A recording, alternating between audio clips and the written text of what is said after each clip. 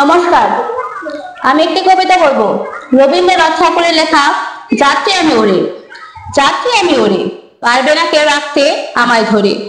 দুঃখ সুখের বাঁধন সবই মিছে, বাধা এ ঘর রইবে কোথায় পিছে। বিষয় বোঝা টানে আমায় নিচে, ছিন্ন হয়ে ছড়িয়ে যাবে পরে।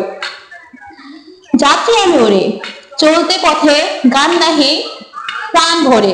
দেহ দুর্গে খুলবে সকল দ্বার, ছিন্ন হবে শিকল বাসনার। ভালো মন্দ কাটেই হব পার, চলতে রব লোকে লোকান্তরে। যাত্রী আমি ওরে, যা কিছু ভার যাবে সকাল সরে। আকাশ আমায় ডাকে দূরের পানে, ভাষাবিহীন অজানিতের গানে। সকাল সাথে পরাণ মমটানে, কাহার বাসি এমন গভীর স্বরে।